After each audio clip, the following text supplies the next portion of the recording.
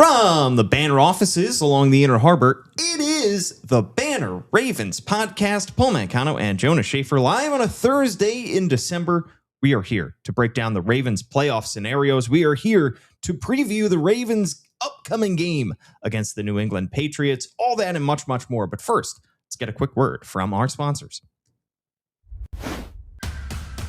For the fifth year in a row, Toyota is the best resale value brand according to Kelley Blue Book's KBB.com, including the 2025 Grand Highlander, best in resale value for midsize SUVs. Toyota, let's go places.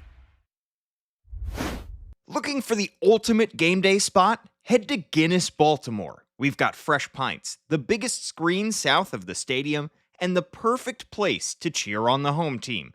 Game time is Guinness time.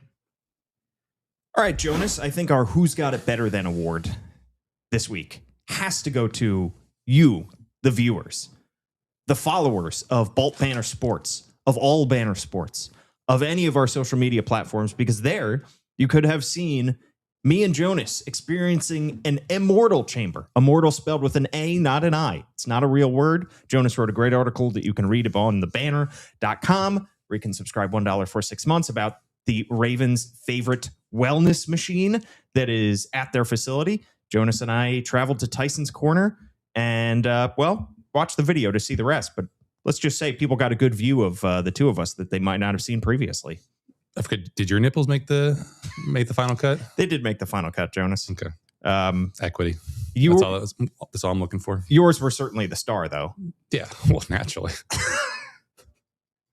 It was just, we showed off more than either of us, I think, Christmas came early. ever have. What's that? Christmas came early. It did for our viewers. Write us a 5-star review, by the way, on any of your favorite podcast platforms. Write us a 5-star review on Apple Podcasts, and I will read it out here on the show. That's a promise. Or even write us a 4-star review, 1 star for each of the nipples that you saw, and say that you liked our nipples, and we'll read the review out loud Disagree. on the podcast. No, we don't want our rating to go down here, Jonas, for the sake of a joke about nipples. Okay. We want a 5-star review, and we want an honest rating of our bodies. No, we don't. Speak for yourself, Paul. All I right. prefer to live in a land of delusion. Let's talk about the Baltimore Ravens, because we have a lot to talk about here today. The Ravens are entering their game against the New England Patriots this Sunday, still with a hope of making the playoffs. Let's run through some playoff scenarios here, because everybody knows that if the Ravens win out, they make the playoffs. They are in control of their own destiny. As John Harbaugh said, you're only in control of your own destiny if you win. Well, that's what being in control of your own destiny means. That's the first and easiest path, most simple path, I should say, perhaps not easiest path for the Ravens to make the playoffs at this point. They have 3 games remaining. If they win all 3, they're in. If they win 2 of 3, with one of those being the Week 18 game at Pittsburgh, and the Steelers lose one of their next 2 games. And they played the Lions on Sunday afternoon. They play the Lions on Sunday afternoon, a Lions team that is 8-6 and trying to climb back into the playoff hunt themselves in the NFC. Then the Ravens make the playoffs. So the Ravens can win 2 of 3. They can drop one of the next 2 games, but they would still have to win in Week 18 in this scenario, and Pittsburgh would have to lose one of their next 2 games in this scenario. The third scenario is if the Ravens lose their next 2 games. And the next 2 games against the Patriots and the Packers, certainly that is a possibility. But the Ravens can still get in if they lose those next 2, if Pittsburgh loses their next 2, and then the Ravens beat the Steelers in Week 18. That's another scenario. There is a scenario, though, Jonas, in which on Sunday, the Lions beat the Steelers, the Ravens beat the Patriots, and then the Week 17 game is meaningless, because at that point, if whatever works out, the Ravens will not need to win Week 17 at all. It won't affect their Week 18 game at all. And I have a question for you, Jonas. I don't know if we've ever seen, or at least Baltimore fans have ever seen, a Week 17 meaningless game, or at least a penultimate meaningless game here that leads into a all-important Week 18 game. But let's say you are head coach John Harbaugh and you're game planning for Week 17 at Green Bay in the frozen tundra. Are you playing your starters? Are you sitting them?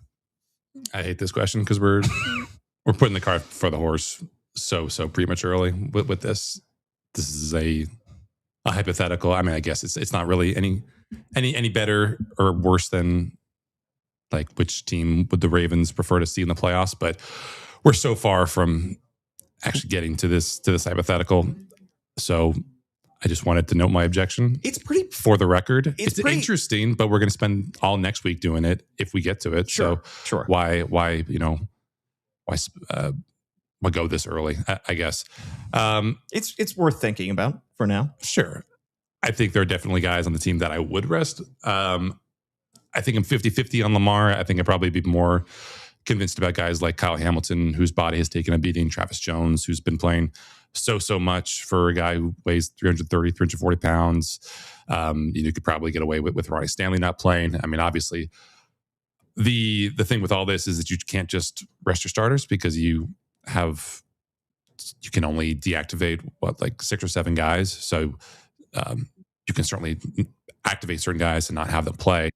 But it just, to me, a little bit premature, and it's also not as simple as just rest all the starters because that won't work. No. To me, this comes down to, do you play Lamar Jackson? I mean, in my mind, that's the most important one. Ronnie Stanley obviously is another important one, but to me, I without diving into it too much because we have other things to talk about, I would rest Lamar. I mean, it's going to be freezing cold. It is going to be a meaningless game. I think back to what happened last year in Week 18. That was not a meaningless game. The Ravens needed to win that game in order to win the division, but to beat the Steelers in Week 18, Zay Flowers got hurt in that game in what was an innocuous play. I think it was either a screen pass and he ends up not only missing the Steelers playoff game, but missing the following game in Buffalo. And certainly the Ravens could have used one Zay Flowers against the Bills. You want to avoid that kind of scenario at all costs, especially if you're dealing with the health of Lamar Jackson. And as we know, he has dealt with every lower body injury possible this season. He is back on the injury report as well this week. Let's run through our injuries from Wednesday. It is not a lower body injury, and it is not a rest day for Lamar Jackson. He was out with an illness. John Harbaugh said the doctors kept him home with flu-like symptoms on Wednesday. So he was not there yesterday. We'll see if he returns to practice today. Roquan Smith, also a DNP for practice on Wednesday with a knee injury. He talked after the game Sunday, so the hope is he will be back soon. Ronnie Stanley, also a DNP, knee/ankle.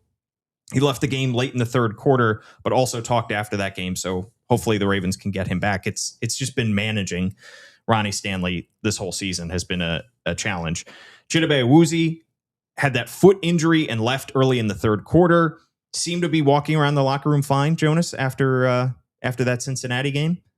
In the locker room on Wednesday. Okay. Didn't see him on Sunday. Kyle Van Noy out with a quad injury. Of course, he had the pick and half of the 6. Also seemed to be walking around the locker room fine on Wednesday. Okay, so his quad injury, you hope isn't too big. And then, of course, the devastating news that we already reported, Gian Hahn had reported Sunday during the Bengals game, which is linebacker Teddy Buchanan officially out for the season with a torn ACL. Jonas, what do you make of the Lamar Jackson, the latest hiccup in Lamar Jackson's hiccup-full season? Just that it gives us the opportunity to look at a lot of great tweets about, you don't want to make fun of people's immune systems, but there are a lot of banger tweets out there about Lamar's propensity to get sick. Fortunately, I think he's only missed one game because of illness over his career. That was that game against the Bears a couple of years ago that Tyler Huntley came in and won at Soldier Field. But I think the tweet from CBS Sports is what's his face? From JP Acosta, that Lamar has the immune system of a Victorian child. Hits every time as long as Lamar is actually okay by the time that kickoff hits, because obviously the Ravens cannot afford to go into this game with Lamar puking on the sideline or spreading the flu around. It just it seems like it's a recurring December phenomenon for him. Yeah, this is something that unfortunately he has dealt with a lot in his career. He also does have access to better medical care than the average person. And I'll tell you, everything is going around. Jonas, you were dealing with flu-like symptoms earlier this winter. I got sick for a little bit. we don't have access to IVs constantly, but hopefully Lamar Jackson can get hooked up to whatever he needs in order to feel better. Let's talk about this game Sunday, assuming that Lamar Jackson will be over his flu. The Ravens at 7-7 facing the New England Patriots at 11-3. This game, of course, was flexed to 8:20 on Sunday night, which means it will occur 4 hours after the Steelers kick off. They kick off at 4:25 against the Lions. Jonas, were you surprised to see that the Ravens are favored by 3 points? A little bit, just because the Ravens might not go to the playoffs and the Patriots are in first place in their division ahead of the Bills. But I mean, all along the knock has been that this Patriots team just has not faced a good schedule. I think I listened to a reading Aaron Schatz of FTN has the Patriots schedule as the third easiest of all time by his metrics. So you take that 11-3 record with a big old grain of salt. But, just based on how things have trended, I know the Patriots are coming off a loss, the Ravens are coming off a win, but the trajectories of their season in recent weeks has been very, very different. Yeah, I mean, the loss that the Patriots just suffered to the Buffalo Bills, devastating 35-31 loss where they blew a 21-point lead. That snapped a 10-game win streak for the Patriots. The teams that they played in that 10-game win streak, the Panthers, the Bills, the Saints, the Titans, the Browns, the Falcons, the Bucks, the Jets, the Bengals, and the Giants. I count one good team, and it's the Bills. I mean, one or more than one team in that group might go to the playoffs because the NFC South is just garbage. Yep. But there's only one good team in there. So is this the most fraudulent 11-3 team that you've ever seen? It could be, but I think the interesting note from the Aaron Schatz, statistic about just how poorly that their schedule has been is that the two teams that have faced easier schedules than them over the past couple decades made it to the Super Bowl. So I think there could be some long-term benefits toward this Patriots team. But in terms of the short term, I mean, the Ravens are ahead of them in DVOA. Like they're 15th, the Patriots are 17th. This is a Patriots team that has been able to get over not having a very good defense because of this soft schedule, because of Drake May, because of how things have been cooking. But I think Bills are coming due for this Patriots team because of just certain deficiencies and guys getting hurt, and maybe the skill talent of this team finally, being exposed in the light of day. Yeah, Bills and the Bills, obviously. Let's talk about Drake May and this offense, because Drake May he's taken the second year leap that Ravens fans once saw Lamar Jackson take between his first year and second year.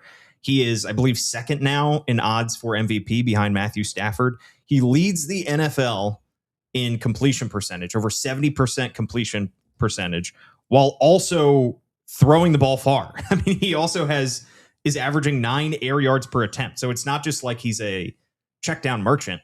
He is putting balls in harm's way and completing a lot of passes. This has been a very impressive Patriots offense, one that I don't think from the outside we thought was going to be that good coming into the year, because one, you always don't know if the second year leap is going to come. It has come for Drake May, but also the talent around Drake May is not phenomenal. I mean, second round pick Travion Henderson is having a phenomenal year, 773 rushing yards, over 5.4 yards per attempt, and 7 touchdowns. But other than that, it's not like he's thrown to a whole bunch of Pro Bowlers out there. No, I mean, Stephon Diggs is their leading receiver, 731 yards, but he was coming off an ACL. Hunter Henry has always been a solid to good tight end, but not really a guy who could be a bell cow on an offense. Kayshon Boutte, a guy who had a lot of talent coming out of LSU, but had some red flags for off the field stuff, has settled into a nice, deep threat role. And then Matt Collins, a guy who fit that Bills offense last year because he could give you some field stretchiness, but was more well regarded as just a big physical blocker, which obviously, plays in any offense. And then Bob Douglas, a guy who's been a nice, kind of late round find for them, not overly absurdly productive, but just, they have 5 guys with over 400 yards this year. It doesn't look like any of them are going to hit 1,000, but they've made it work. They've caught the ball. They've gotten open downfield. And when it hasn't worked in structure, they've gotten Drake May to, break glass in case of emergency and scramble and make things happen, either as a scrambling quarterback or as someone rolling outside the pocket and finding these guys, in kind of out of structure situations. So great job by Josh McDaniels. Great job by Drake May, because this is just not a very talented offense. Last year was one of the worst offensive lines in the NFL. They draft Will Campbell, get some in-house improvements, and the pass protection stabilizes somewhat, but this is not, other than Drake May, a team with a lot of blue chip talents, and I guess Will Campbell, but he's not going to be in this one because of the injury that he's dealing with. Yeah, and this is a quarterback that apparently can lift a lot of the talent around him. The Ravens have seen a lot of that this year. I mean, you have been asking a lot of players in the locker room this week about just the sheer number of good quarterbacks that the Ravens have faced on defense. They obviously start the season with Josh Allen. They go at Kansas City and face Patrick Mahomes. They face Jared Goff, who's a good quarterback. CJ Stroud is a good quarterback. They face the MVP favorite in Matthew Stafford. Those are all good quarterbacks. And with the exception of Matthew Stafford, those are teams that don't have a ton of weapons. Those are teams that are relying on their quarterbacks to lift all the rising tide lifts all boats, to lift everybody else around them, to be the force multiplier. And that's what Drake May has proven to be so far this year. But it has been a ridiculously tough slate of quarterbacks for the Ravens defense to have faced this year. And I think this is a useful period just in this schedule where I know we're focused on. Oh, and Joe Burrow. I can't forget Joe Burrow. Yeah, I forgot Joe Burrow when I was mentioning him to some guys yesterday. But just, obviously all eyes are on the playoff picture and what the Ravens are doing, what the Steelers are doing. But, there's been a lot of discourse around Patrick Mahomes this year and the Chiefs not making the playoffs after getting knocked out on Sunday. But, we have now, I think we've known that like the NFC has become the conference of maybe more well-rounded teams. And the AFC is the conference with super quarterbacks. And I feel like you just look at this landscape now, and it is pretty astounding just what is going to be in Lamar's path for the foreseeable future. I mean, you look at like guys who I think you would already describe right now as Pro Bowl quality. You got Drake May, Patriots, Josh Allen with the Bills. You've got, Joe Burrow with the Bengals, obviously Lamar. In Baltimore, AFC South, Trevor Lawrence maybe is ascending to that level based on what we've seen with Liam Cohen. That could be the beginning of a beautiful relationship there. I mean, they're catching fire without Travis Hunter even being available to them. CJ Stroud was a Pro Bowl quarterback his rookie year, a little less good last year, finally rising up this year. And then the AFC West. I mean, obviously we already know about Mahomes potentially having a case for the best quarterback in NFL history. Justin Herbert is somehow carrying a Chargers team that just cannot block for him, cannot block for his backs. And then maybe Bo Nix is good too. I'm still a little TBD on that because it's just a lot of short throws and a lot of him scrambling and making stuff happen out of structure. But that is an astounding amount that's more quarterbacks than you have playoff spots for every single year, basically. And that is going to be, I think, something that has to inform what the Ravens do in the offseason and the draft. I know obviously it's always like best player available in the draft, but just seeing that amount of quarterbacks, and if you're finishing first or second in the AFC North every year, you're going to be seeing a lot of those guys because good quarterbacks tend to be with good teams. Does that mean that you should be more invested in the offense and giving Lamar the difference makers on the offensive line, skill position players to keep up with them? Or does that make you more willing and encouraged to go get the defensive stoppers, the pass rushers, the linebackers, the coverage guys who can blank their receivers or just be disruptive on a play-to-play basis? It's just a really, really fascinating point that we've reached with now Drake May becoming a supernova in the span of one offseason. Yeah, things are not going to get any easier for Lamar in the AFC. And you look at the NFC by comparison. I mean, Matthew Stafford obviously is the MVP favorite, but he's 36? Going to be 37 next year. He's not going to be around forever. Other than that, I mean, Caleb Williams. Maybe Caleb Williams. Jared Goff is Jordan Love is great, solid, but not elite. Yeah, there's not, other than Jalen Hurts and Baker Mayfield, there's really not a group of guys that are in even the top half of quarterbacks. Dak Prescott's there, and Jane Daniels, when he was healthy, has been really, really good. Yeah, but it's also, I mean, you also just have a case study, I think, from last Super Bowl of does the superstar quarterback with subpar talent around him beat the team that is overall better constructed but doesn't have the advantage at quarterback? And to get through this gauntlet in the AFC, the Ravens are going to need to surround Lamar Jackson with as much talent as humanly possible. And that kind of brings me to a point that I wanted to make before on this podcast, and it's the title of our podcast on YouTube, X, and Facebook, about some of the talent around Lamar Jackson, because we could see another slight overhaul in the pass catching group around Lamar Jackson this offseason. Obviously, the Ravens locked up Mark Andrews. He is going to be around long term. Zay Flowers is going to be due for an extension. Whether the Ravens choose to extend him and how much they choose to give him, we'll see. But my guess is the Ravens are probably going to pay him what they think he's worth, and he's going to be around for a while because he has a ton of chemistry with Lamar, and he is the closest thing to a number one wide receiver they've drafted a long, long time, maybe ever. But beyond that, the Ravens just don't have a whole lot of sure things in the passing game going into this offseason. Isaiah Likely is going to be a free agent. He is having an incredibly frustrating season, from his broken foot to all of the struggles that he's had, the fumbles, obviously. Tylan Wallace is going to be a free agent. DeAndre Hopkins, who has been underutilized, has been a free agent. And then the frustrating one for me has been Rashod Bateman, because Rashod Bateman is the first Ravens wide receiver to have ever signed 3 contracts in Baltimore. First round pick by the Ravens, of course. In terms of this season, he obviously missed last week's game, the 24-0 blowout against Cincinnati, but was a full participant with dealing with his ankle injury on Wednesday. So the expectation is that he is going to be back in action. So far this season, in 11 games, he has just 18 catches for 217 yards and 2 touchdowns, despite playing his highest percentage of offensive snaps ever in his career, 71%.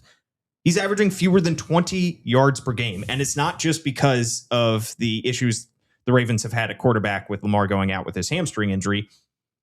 Rashod Bateman has just 5 catches for 46 yards in his last 4 games, and Lamar Jackson has started all 4 of those. In 2023, when Rashod Bateman had a down season and he had, 360 yards, we could blame him coming back from injury and there being too many mouths to feed in that offense. When you look at Rashod Bateman's down season, Jonas, what can you blame? What is there to point to as a reason why Rashod's production has dipped so dramatically this year? It's hard to say. It's never just one simple silver bullet explanation. I think obviously he didn't have that high ankle injury until week 10, so it's not really something that's been lingering for that long.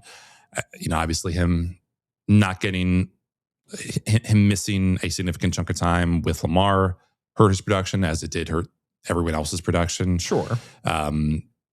It's weird because, again, like for the second straight year, I think he was the best receiver in training camp, and yet it's been Zay Flowers who, again, has made himself the clear-cut number one. They've used Zay Flowers in motion a lot, so because of that and because of where guys have to align, I think you're seeing a lot of teams' best cornerbacks matched up against Rashod Bateman, and I don't know how different that would be from last year, but if you're seeing more Pat Surtains than you are just normal, CB2s or slot receivers, then that would be a reason why perhaps he's not getting open in man coverage. I mean, this entire team has just struggled to separate in man coverage, and I think that's going to be a huge, huge issue for them these next couple of weeks, and certainly in the playoffs if they get there in high leverage spots. Lamar not being able to scramble as well. You just think of all the out of structure plays that Bateman had last year, where he's getting open, and along those lines, you look at the ESPN receiver tracking metrics.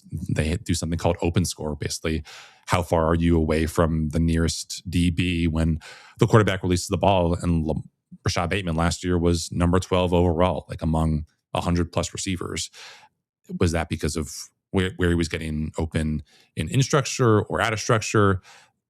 I don't know. I don't know like what was skewing that in his favor that made him such a productive receiver in terms of separating from guys. But this year he's all the way down to 44, and we've seen the drops that we didn't really see as often as we did last year. So it's just a probably, I guess Lamar would qualify as one of the more disappointing players on this Ravens team. I think Kyle Van Noy would definitely qualify. I think Marlon Humphrey would definitely qualify. You could probably also throw Daniel Fa'alele there just based off him getting those kind of charity Pro Bowl votes last year and people expecting him to take another year of development in year 4. But I mean, you look at Rashod, like 0.76 yards per route run, according to PFF. That's basically a measure of how well you do with the opportunity set that you get. It doesn't hold it against you if you're on a run-heavy team. It doesn't hold it against you if you're not on the field for that often. But just 3 guys who are averaging more yards per route run than him. None of these guys you are taking for your fantasy team. Jonnu Smith, Tommy Tremble, Xavier Legette. That is terrible, terrible company. Yeah. And I'm optimistic that we'll see a bounce back year from next year from Rashod, because I still think the talent is there. But and also I just think that the Ravens probably have no choice but to hold on to him. Like I think when the Ravens season was spiraling earlier this year, you saw some reporting in the Washington Post about how maybe the teams were asking about Rashod Bateman, or the Ravens were asking teams if they had interest in Rashod Bateman. And, you're not going to be willing to sell low on a guy like that coming off a season like this. It's not going to make sense for you, and it's not going to make sense for the team that's bringing them in, because you're just going to lose the PR battle immediately if you sign a guy who's coming off a 300-yard season. Right. I mean, maybe a team could look at the tape and say, all right, he's getting open and he's just not getting the football, like we could say maybe 2 years ago in 2023. But as you said, Jonas, he's not separating as much as he used to be. And it's just very hard to stomach his contract given his low production. He signed that 3-year, $36.75 million extension in June. He's got a pretty modest cap hit each of the next 2 seasons. So $6.2 million in 2026, $10.9 million in 2027. But then it jumps to $12.9 million in 2028 and $14.9 million in 2029. Which really isn't a whole lot for a wide receiver if they're good. If they're good, but if they have 217 yards on the season, I mean, he's on pace right now for about 300. He was a red zone threat last year, too. And part of it was Lamar Jackson scrambles. Like you said, Jonas, he had 9 touchdowns.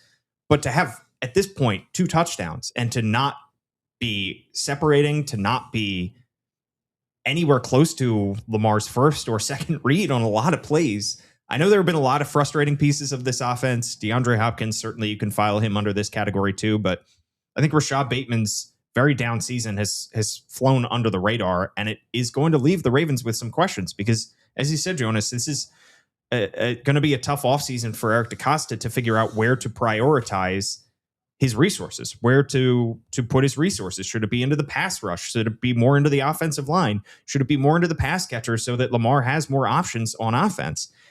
And the fact that Rashod Bateman is having the kind of down season that he is cannot be a positive development for the way that this team is structured. Yeah, and I think, what I was looking forward to as a point of curiosity this season with them bringing in DeAndre Hopkins was, would we see a lot more 3 receiver sets? Obviously that was always going to be a bit of a challenge for Todd Monken, considering just how much they like to go with heavy personnel and Pat Ricard in the field, and 2 tight end sets with likely Andrews and Kohler or whoever it was going to be. But Rashod Bateman had over his career been a very effective slot receiver. You give him those free releases, you give him the opportunity to make moves in space, but because we've seen the Ravens revert to more of these heavy personnel sets, these 12 personnel, 22 personnel, 21 personnel, we haven't seen him do a whole lot inside. It's been a lot of looks outside as an outside receiver. He's been productive at that in previous seasons. I just thought we would see more opportunities for him in the slot. That hasn't happened. And I think he's probably suffered for it. Yeah. All right. Well, let's talk about how the Ravens offense can attack this Patriots defense on Sunday. We can't discount the impact of Milton Williams' injury. Defensive tackle for the Patriots, who signed a 4-year, $104 million deal this offseason to be the anchor in the middle of that defensive line. He went down with an ankle injury in Week 11, placed on injured reserve. And Jonas, the Patriots defense as a whole, and especially the rush defense, gets a whole lot worse when Milton Williams is not on the field as opposed to when he is. Yeah, this has been, when you think of just like in-season flip-arounds, last year was the Ravens pass defense going from worst to first. I guess you could say the Ravens run defense has also made a similar turnaround this year with going from worst to nearly first. But we've seen this Patriots run defense go from being one of the stoutest in the NFL, anchored up front by Christian Barmore and Milton Williams, to being one of the leakiest. They are since week 8, and I think the splits would be even more severe since week 11 and that week 11 injury. But since week 8, 30th in rushing EPA, 25th in rushing in yards per game allowed on the ground, 23rd in rushing success rate allowed. The Bills on Sunday went for 168 yards, 4.5 per carry, 2 touchdowns. You have just seen, this Patriots team, which was able to get away with devoting a lot of resources body-wise to stopping the pass, be a little bit more flimsy up front because of the Milton Williams injury. I think, Kyrus Tonga is another interior presence that they have who I think has been banged up. I believe he came back, in that game against the Buffalo, but just was not as disruptive as he once was earlier in the season. Robert Spillane, another guy who was leading their team in tackles, missed the game against the Bills with an ankle injury, was missing at practice Wednesday. So you wonder, is it going to be any better for this New England team in that front seven if Spillane doesn't go? They're just banged up. They're, not as talented as they need to be to kind of play the way that they want to. So again, another game against a lacking run defense, and the Ravens have basically averaged 200 yards per game over these past 2 games, and they ran wild against the Bengals after running wild in the second half of that game against the Steelers. So, is this going to be another game where they can turn some of that momentum into actual productivity? Yeah, and Derrick Henry got 11 carries in that game, but a large portion of that is because the Ravens only ran 40 offensive plays. Hopefully, the Ravens have more than 40 offensive snaps, but if you're generating explosive plays, you're not going to complain that much. But we didn't even talk about last week how the Bengals basically doubled the Ravens up in terms of time of possession. Yep. So even when things are going great for the Ravens offense, that's obviously still a kind of a cause for concern. But if the Ravens can consistently run the ball, not just be reliant on those explosive plays, perhaps they can hold the ball for a little bit longer. And then scoring in the red zone.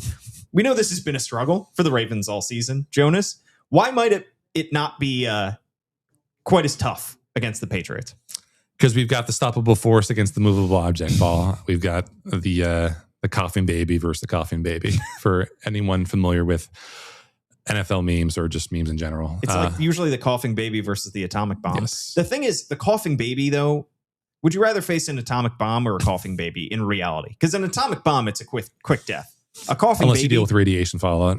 A coughing baby is no. Let's say you're close to the blast. Yeah, a coughing baby is pretty horrendous. I especially on a plane. Yeah, I usually bring a pair of headphones. Yeah, but that thing cuts through. I mean, it's sharp. Not if you pay for for the good stuff. Yeah, noise control, baby. I'm thinking I have like old big noise canceling headphones, and then I have my AirPods, and I'm wondering if on flights going forward I should put in my AirPods and then my old big headphones over top of it, or would that cancel each other out? That's a good question. That's innovation that I have not heard of. I will never buy AirPods just because I know that I would lose them within about 2 months of my getting them. I have faith in you, Jonas. I don't have faith in you. But yeah, the Ravens offense, as we know, terrible. Second to last in the NFL, 44% touchdown rate. I think they had just the one trip against Cincinnati, which they ended with a field goal. Surprise, surprise. A Patriots defense that is last in the NFL, 75% touchdown rate. So if this game comes down to the red zone, I don't know what to tell you. I guess that the Patriots are worse than the Ravens are bad at this, especially with all these injuries up front. And they're also, they might not have Harold Landry, who missed practice with a knee, so he might be banged up if he's even active for this game. Carlton Davis, usually I think a full-time outside cornerback for the Patriots, only played about 64% of those snaps against the Bills. Also missed practice Wednesday with a hip injury. Marcus Jones missed practice with a knee injury. He's their normal slot guy, leads the team with 3 interceptions. So as challenging as the injuries have been for the Ravens, especially on defense, this could be a Patriots defense that was not really all that great to start with. It might be even more unstable because of these injuries. Yeah. All right. Well, we are going to give you our score predictions on the other side of another quick break. For the fifth year in a row, Toyota is the best resale value brand according to Kelley Blue Book's KBB.com, including the 2025 Grand Highlander, best in resale value for midsize SUVs. Toyota, let's go places. Looking for the ultimate game day spot? Head to Guinness, Baltimore. We've got fresh pints, the biggest screen south of the stadium, and the perfect place to cheer on the home team. Game time is Guinness time.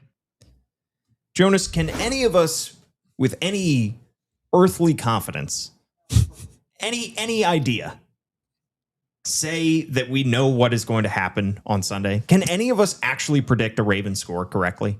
I think the only person in the world is Kyle Goon. Kyle Goon, who's now 12-2, I believe, in predicting games That's results, absurd. not against the spread, but games nonetheless. Yeah. While I am 2 games under 500, I am. I think you're 3 or 4 above. Yeah, I think I'm 9-5 on the season, so I'm doing okay. Yeah.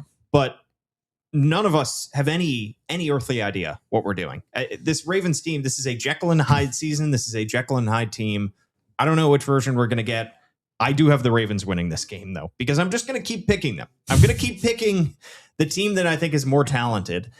And whether they actually show it or not, who's to say? But I have the Ravens winning 21-17. And I don't know what the score of the Steelers game will be. I have a feeling that the Lions are going to beat the Steelers, and then we're going to end up having this conversation all over again before week 17 about how meaningless that upcoming game against the Packers is. Right. What's your score prediction? I'm going with the Patriots. I know I said I wouldn't pick the Ravens again until they won, and they did win, beating Cincinnati on Sunday. I'm just skeptical of this team, especially in primetime. Like they played 4 primetime games this year. They're 1-3. The one win was against a Miami team that we all know has been pretty fraudulent. I'm just worried, if I'm the Ravens, about Drake May and his ability against the blitz, his ability as a downfield passer. It was interesting just looking at some of the stats about how some of that proficiency throwing downfield has faded a little bit this year. I mean, first 8 weeks of the season, May was completing over 3/4 of his deep shots, which is 20 plus air yards. But since week 9, with him not really having, that great weapons, as we talked about, only 30.4%, which is a little bit more in line. So a decline in completion rate by 46.1%. Maybe it'll stabilize against the Ravens. I think the Ravens are a decent team against deep shots. I think really their only weak link downfield has been Marlon Humphrey. And I don't really see a guy with, the kind of size, speed profile as a DK Metcalf that can really threaten him. Maybe it's Matt Collins because he is a kind of a bit of the physical outlier, but not really that dynamic of a route runner or middle of the field presence as DK Metcalf. But I just worry that if the Ravens don't get the kind of pass rush that they did Sunday against Cincinnati, when they were able to get after Joe Burrow with just 4 guys, if you blitz Drake May, that's usually a one-way ticket to hell. That he's been one of the NFL's best quarterbacks against 5 or more pass rushers this year. I think the Ravens could feel good about, their chances up front with Will Campbell not being out there, and with some of what we've seen from Draymond Jones, and another week of progression from Tavius Robinson, and maybe just the overall physicality of this Ravens front is better than we're giving credit for, and it does start to wear on some of these teams late in the season.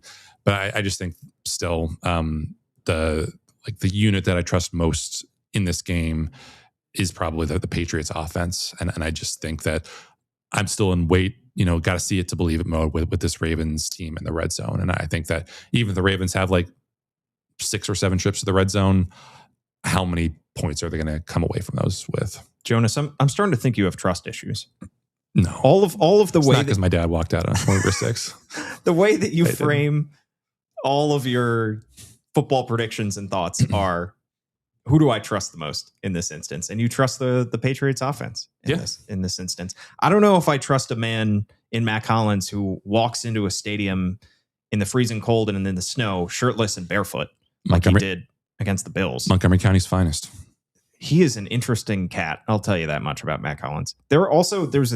I have heard people describe all of the human race as either dog people or cat people. And you can be both. You can like both. But at your core, at your soul, are you a dog person or a cat person?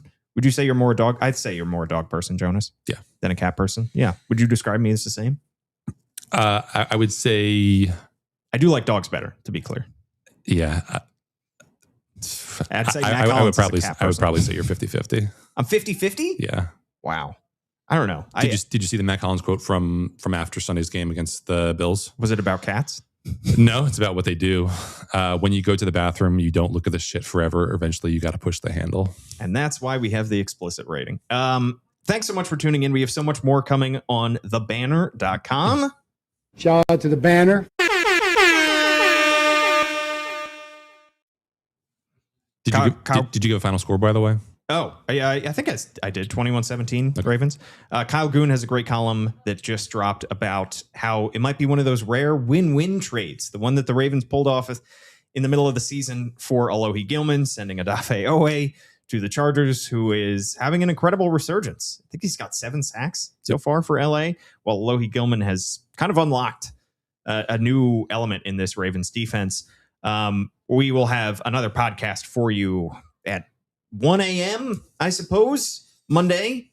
Roger Goodell does not want us to sleep ever again. But if you want to stay up for that, go for it. If you don't, I totally understand. Follow us on any of your favorite podcast platforms. And again, write us a 5-star review and tell us what you think of Jonas's nips. At Jonas_Shaffer is his handle. I'm at Paul Mancano.